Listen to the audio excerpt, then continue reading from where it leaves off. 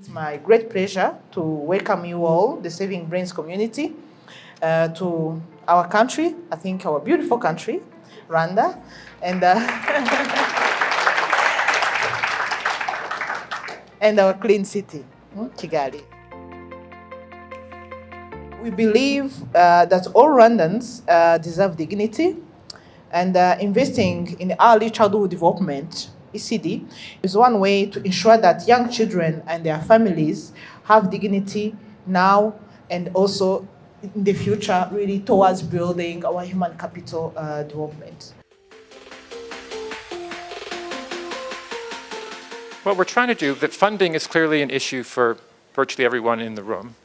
And so the question of how to creatively think about attracting funding and to stimulate some fresh thinking. So what we're going to do is frame it around this idea of generating value propositions that can engage funders and innovators around joint goals for major scaling. So I don't think I need to convince this audience about the window of opportunity that we have in the first 1,000 days to maximise the developmental potential of children, or that early nurturing care is crucial to improving outcomes and quality of life for children with disability around the world.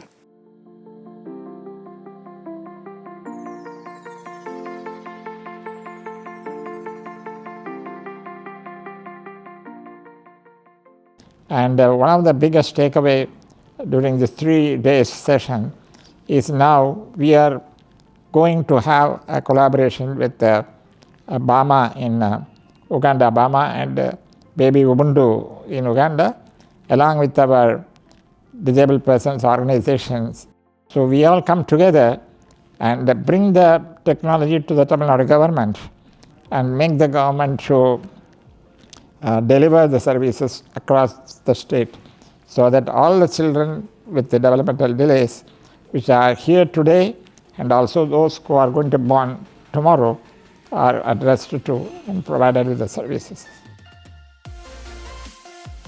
When you see an example of the community lab, empowerment lab from India, what they are doing as KMC, we are doing in Uganda on a small scale. So that this cross-learning platform is a key platform for redesigning and scaling big. But what I know is that it is an eye-opener to a dream that Babies and Mothers Alive has for the region that we are in. There's opportunities like this workshop where we get together and they're not frequent. And to be able to talk to other innovators in the space and learn from their models has been incredibly useful. We'd crave more of. What we've learned is that everyone is addressing very similar, but at the same time, there's a need for nuance, for adaptation for each space. So no one particular model by itself can solve the childcare crisis at global scale, but I think learning and working together, we can do more than we are by ourselves.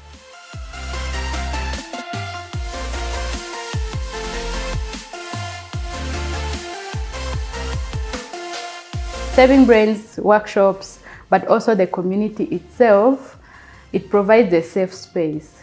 And I think psychological safety is very important when you're tackling big challenges, but also when you're required to be vulnerable. As an innovator, it's very important to be vulnerable and talk about where your innovation is weak, where it's not working well, but also celebrate where it's working well, where it's strong. This getting together with other innovators has 3 great benefits. One, you learn what others do, which means you can learn how you can do things, how you can cope with challenges. Thirdly, how you can better yourself by doing something new. From the point of view of a funder, I would suggest that there is a dual advantage of participating in this, because on the one hand, the people that a funder is supporting, the grantees, are learning and working out how to accomplish their purposes better.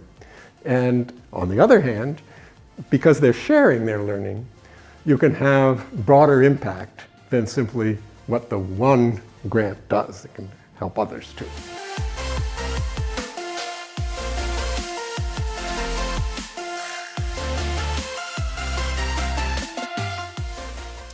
And from all sides, I've heard the question asked a lot of like, what is scale? What do we mean by scale?